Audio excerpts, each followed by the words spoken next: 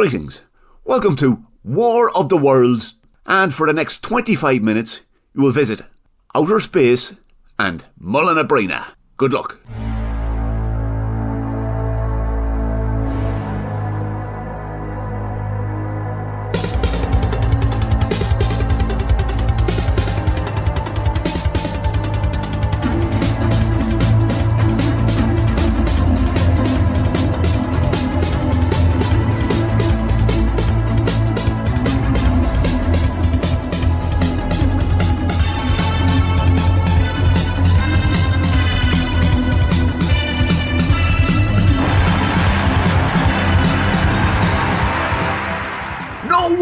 Would have believed that in the last years of the 20th century, our deep space radio broadcasts would have been heard. Few would have considered these broadcasts as anything other than a desperate call into an unfathomable ocean of silence. And yet, across the timeless gulf of space, minds immeasurably superior to ours considered those messages. But it was our closest neighbours who once again viewed our world with envious eyes. And so, in the last days of the 22nd year of the 21st century, Martians once more drew plans against humanity. Is that the Council Roads Department? Hello? Yeah, I'm ringing about the crew you had up here in Mullinabrina. Yeah, I just had to fill in 3 holes that they left behind me. Somebody could have turned an ankle. I thought you were supposed to put a letter through the door before you went digging. They better not be coming back up this way again. Plus, they'd no lights on the rocket ship. Sorry about that. Anyway, the second Martian invasion of Earth lasted for a day. And it began in the morning, with 2 Martians in a space rocket headed for Earth. Yeah, where exactly are we headed, Half Milk Cotton? Mullinabrina. And why are we going there? For Obbly-Gog's sake, we're improvising bungalow, taking the initiative and disrupting the enemy's food supply by wiping out the sheep mart that they had there. It's the last thing the humans will be expecting. Yeah, right, okay, Half Milk Cotton. It just seems like a long shot, you know. Why, what do you think we should do? Rock up to all the major cities with our best triple odds and lay waste to anything that moves with our heat rays, huh? Well, I mean, it mightn't be a bad idea. I worked on Saturn, and Neptune, and then Jupiter. I mean, you know what the Jupiterians are like, seriously. Yeah, well, humans are different. They're more unlike any other planet in the solar system. Now, you won't remember this because you're too young, but the last time we tried invading, we did use the triple odd heat rays. And we made a total pig's ear of it. Not me, though. I told him, I said, lads, you should start by destroying the sheep mart in Mullinabrina. And then after that, go for the cattle mart in Ballymote. But did they listen? They did not. And, well, I hate to say it because we lost 90% of our Space Force that time. But you know, I was right. I ain't never heard of that. And when did that happen? You listen at all, Bungalow. I said you were too young to remember. But anyway, it was the human year of 1938, or Talyn 5 on the Martian calendar. That's news to me, you know. Lots of things are news to you, Bungalow, because you're young. When you get to be as old and wise and experienced and brilliant as me, you will understand. Now, focus on the job at hand. At about 9:30, or Talyn 8 1/4, news of the Martian assault began to break. We are interrupting scheduled programming to issue the following emergency update. New York City has been visited by 6 giant cylinders from outer space. They appear to be an advanced party from a Martian invasion force. The following message was sent on a radio signal from within one of the cylinders. Ha ha ha ha ha ha.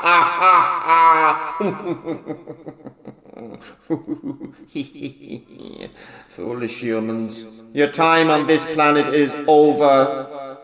We, the Martian Space Force, hereby claim all Flandanglubians. Furthermore, I, Supreme Commander of the Martian Space Force, hereby Flunctulian in the most unexplicable manner prepare to be chromified.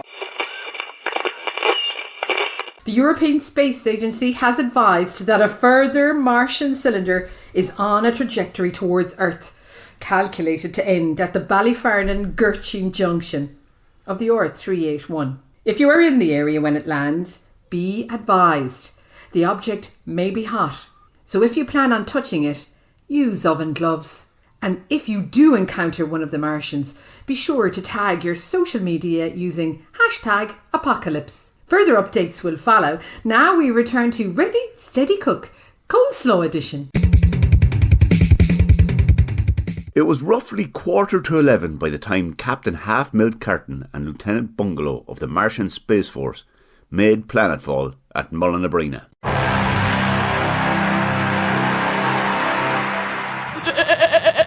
Well, this is the target. What do you think, Bungalow? I mean, I think we should have stuck with the main invasion fleet and attacked New York. I mean, there's nothing here. Exactly, Bungalow. Exactly nothing. Which is perfect. Like the great Martian detective Bungalow Chupstow said, when you eliminate the sensible, what you are left with, however illogical, is the best plan.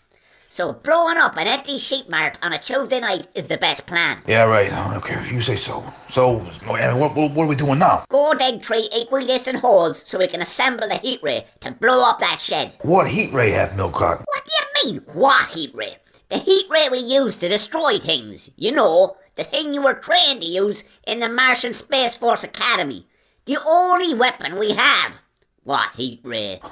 I think I left that behind at the spaceport. Sorry about that. I think I left it behind in the spaceport. For obligation's sake. Behind at the spaceport.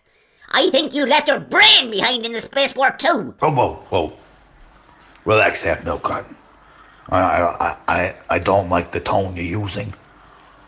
I mean, we're on the same side, but I'm getting the urge, I'm getting the urge to smash your skull into a pulp, you know what I'm saying? Well, that'd be another brilliant move.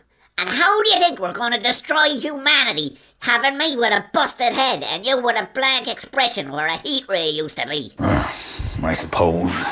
Well, what do we do now? Just dig the 3 holes anyway, so this wasn't a wasted trip. We'll have to spin back to Mars to pick up the ray. Let's hope the others haven't chromed the entire planet before we get back. Oh, no, I doubt it. Zaldabar Pendrock knows heading up the chroming team that went to America. You know what he's like with the paperwork, my dog. I mean, they probably won't even have stepped out of the rocket ship by the time we get back. Zaldabar? How come he gets to head up the team attacking America? He's a flute. Quick, dig harder. We'll show Zaldabar Pendrock what it means to invade a planet. By digging holes? Yes. No. Sort of. You leave the thinking to me, Bungalow. Mark my words. Humanity won't know what hit it. There is a reason why the creatures living in all the other parts of outer space leave humans alone. And that is because they know that humans can make up things that do not exist. Things that are impossible to conquer. Like, say, a marmsticle, or a chug flanker, or a time-travelling radio star called Madison Standish, who saw off the first Martian invasion. And so, at about 11:15 human time, as Captain Half-Milk Carton and Lieutenant Bungalow were making their way back home, listeners to the John Colleary show gained valuable insights into how to deal with the invaders. How are you doing? Now, we're joined by Madison Standish, who was calling in from 1938. Thanks for joining us, Madison. And a lot of our listeners will be keen to know what they can expect from a Martian invasion. So, if I could begin by asking you when you first heard about the last apocalypse. Hi! Thanks for taking my call. This old-timey phone is like rotary, so it took me about 2 hours to figure out how to dial. Anyway, to your question, you see, I jump around into old-time radio shows. It's freaky, deaky science stuff. I can't explain it. And this one time, I ended up in 1938 Hollywood, right? As you can imagine, the 30s are pretty boring. So I hear this radio broadcast coming from the Griffith Park Observatory. That's the observatory in The Rocketeer, if you like super old movies from the 90s. And while I'm there, I hear this huge explosion, and me and this astronomer dude drive to a nearby ranch where this spaceship cylinder thingy has crashed into the ground, and a super gross tentacly Martian is inside, and there's a heat ray, burned up bodies. It was a whole thing. We've had quite a few listeners texting in questions about marmsticles and chug flankers. One listener, Jenny from Mullinabrina, and thanks Jenny for getting in touch with us, has said she heard that Martians are especially fearful of marmsticles. Do you think there's anything to be said for locking Martians in a shed with either of those things? That is a good question, and totes something that was being thrown around. Like, I heard the scientists say it may be our only hope. Because, hey, the Martians aren't afraid of our weapons. Which, like, duh. Aliens from other planets always have way better weapons than us. Otherwise, we'd be the ones on their planets kicking their asses. So why not use something they're afraid of and have no defenses for, right? But there were these anti-marmstickle activists who insist marming the Martian stickles, no matter who they heat ray to death, is, like, inhumane and we need to be better than them, blah, blah, blah. Yeah, so probably a no-go. Now, this is something that came up when we were discussing the invasion before the show, and you may not be able to answer this, but do you know what kind of radio shows are popular with the Martians? I understand they like country music stations because they relate to the blindly patriotic messaging inherent in the genre, and also talk radio shows with lots of sound effects because they find fart jokes funny. At Massey F3741 just tweeted to ask if you had any tips for getting rid of the smell of Martians. Sounds like at Massey F3741 has already met the invaders. Good question at Massey F3741. I've heard the smell of cheese. And how were ye dealing with this, Madison, in 1938? Cheese if it was eaten by the cow that made the milk and then later went on to regurgitate all 4 of her stomach chambers at once. Gag. But I have found mixing 1 tablespoon of white vinegar in a gallon of water, applying it generously to the object with the Martian funk, waiting for it to dry thoroughly, and then setting it on fire and moving away to a neighboring city works wonders. Thanks for joining us today, Madison. I think there's a lesson in that for everyone. Have you any final words of advice you could give to listeners at home who might, still be worried about the Martian apocalypse? Well, thanks so much for having me. My advice, if you're worried about a Martian apocalypse, is to be the lead in your own life's story. Because only the supporting characters are ever killed by the Martians. Bye!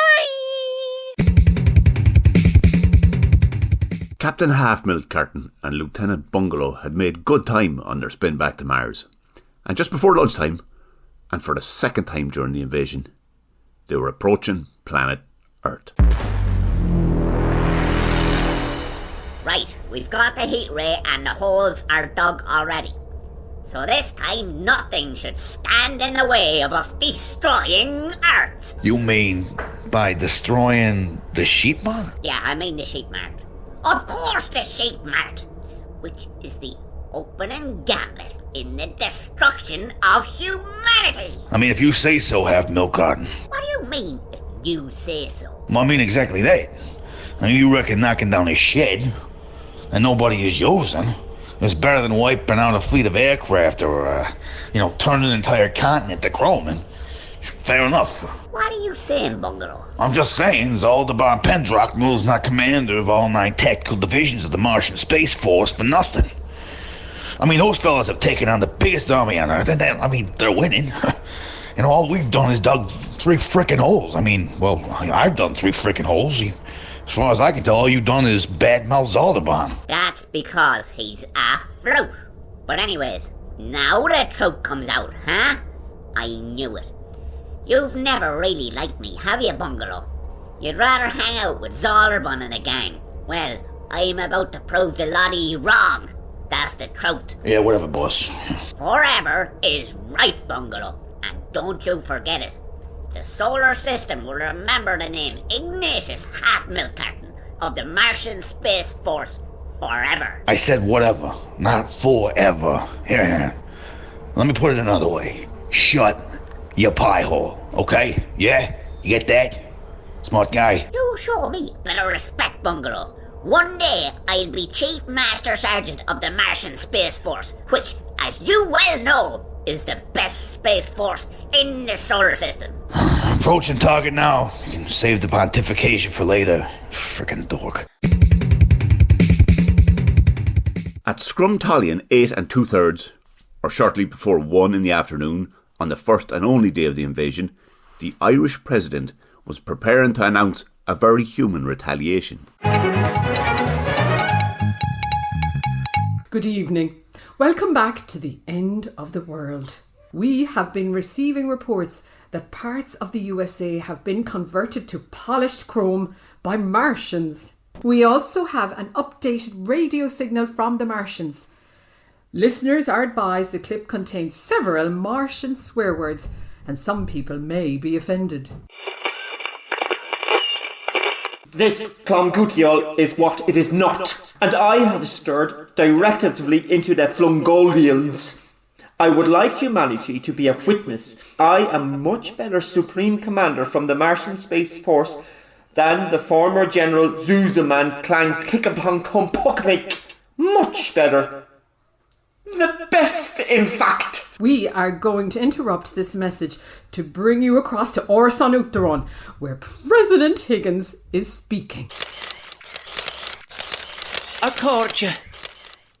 We should encourage each other to envisage a light that will surely come from our efforts to overcome these invaders. And I, as Commander-in-Chief of the Irish Defence Forces, will establish a citizens' assembly within 6 months with a mandate to look at a limited number of key issues relating to the planet Mars on Planoch Marsakok and propose a response which may involve the use of those forces.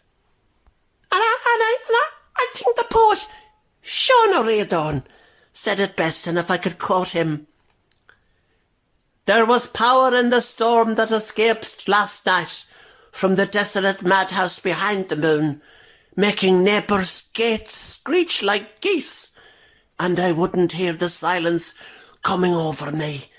The car's engine came to a stop. Sloan, August Bannock Jilin go here go hoik." Earth is a busy place. Things move quickly. Like the supersonic warplanes Martian Space Force Supreme Commander Zalderbon Pendrockel hadn't expected.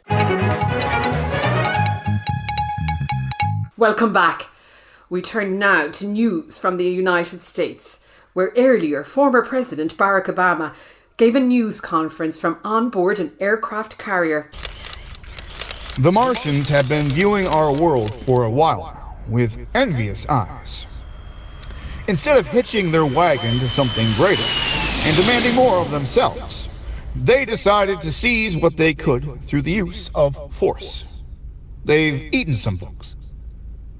Well, now, the time has come for a measured response. We need to break out not just the marmstickles, but the chug flankers as well. It pains me to say it, but the time for building consensus and reaching across the aisle is at an end. Which means that I'm all out of ideas. I know what y'all are thinking.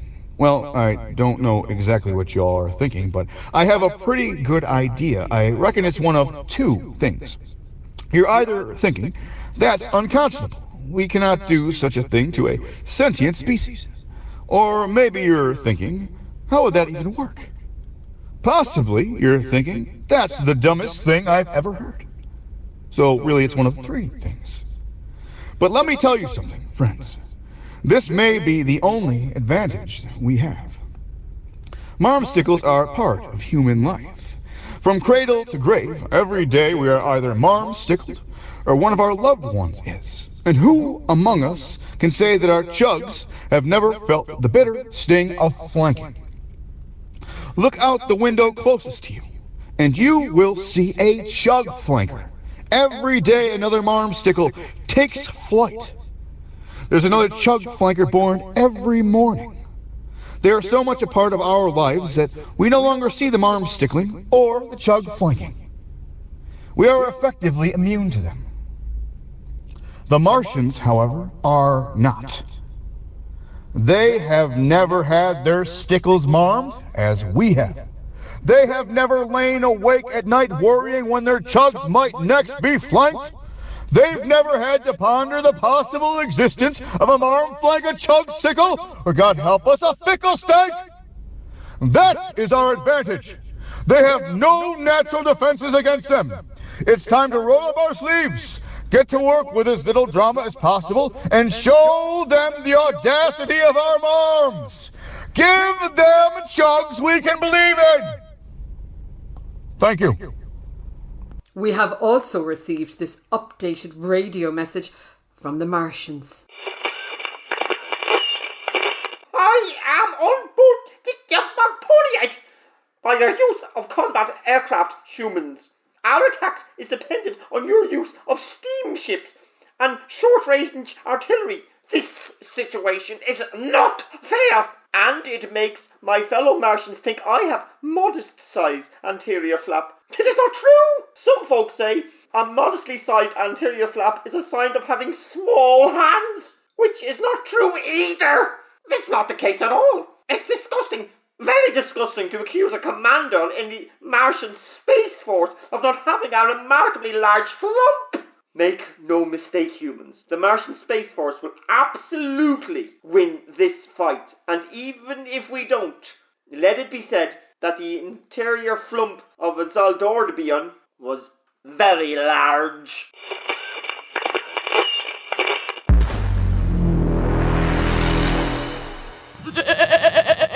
Where's the holes, Bungalow? You were supposed to dig 3 holes for the heat ray tripod. For obbligong's sake, the thing is gonna go all wonky now. Yeah, I did dig the holes. Someone must have filled them in. Someone or something? What do you mean, something, Half-Milk Cotton? I mean a cantabular glimp. Wait, do they have them on Earth? What the hell are you asking me? I don't know. Spent less time on Earth than you. That time involved hearing you moan about Zaltabar Pendraco, digging 3 holes and finding out 3 holes have been filled in that order. How am I supposed to know if they have cantabular glimps on Earth? Get down, Bungalow. There's something coming. Is it a glimp? No, but it's hairy and smells of cabbage.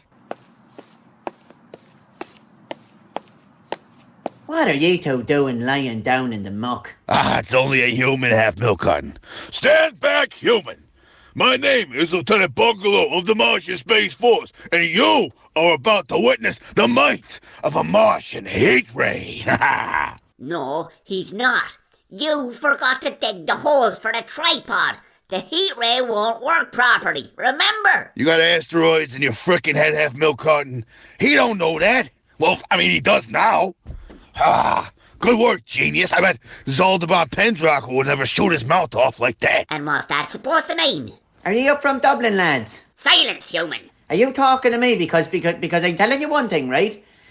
I'm about to take the pair of ye down the river, and I'm telling you another thing. Ye won't be coming back. Did you say river? With water in it? No, Rice Krispies and milk. Of course it's water. I think the humans are onto us, Bungalow. How could he know about our weakness for water? Oh my God, you have to be the dumbest Martian Space Force captain in frickin' history. You got any more military secrets you want to share with the enemy, or are you done? Wished the Perry, wished. Hello? Hi, 2022. Just wanted to remind you not to forget that the Earth is flat. The Martians don't know that. I told you, the humans are onto us, Bungalow. This is all your fault. Are you telling me that the Earthlings wouldn't have noticed the wobbly heat ray, huh? Or the rocket ship? Or the fact that a small part of America has been turned to polished chrome? I wonder how that happened. Or the 3 equidistant holes next to a frickin' sheepmark in Montebrina? No, but one phone call, our cover is blown. Do you not know who that was? No, should I have? Should I have? By the 9 triangulas of Bongerlong you should have. She is the greatest nemesis Mars has ever faced, and the reason we lost the last war, which you should know if you were any good of a space lieutenant, which you're clearly not. I tell you, it was much harder in my day, much different and much harder. Jackass. I was chatting to some of the fellas who were in the first invasion with you.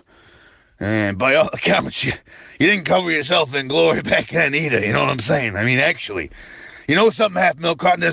There's something I've always wanted to say to you. You know, and that's that you're both ends of a pair of frickin' testicles. That's what you are. You son of a bitch. Say that to my face. Oh, I am. Get your untogular flump out of my vestibule! That's not my untogular flump! By the God, you're gonna taste the back of our crystal bandit whole stallions! Lads, that is rank. And so it was for the last day of the last month of 2022.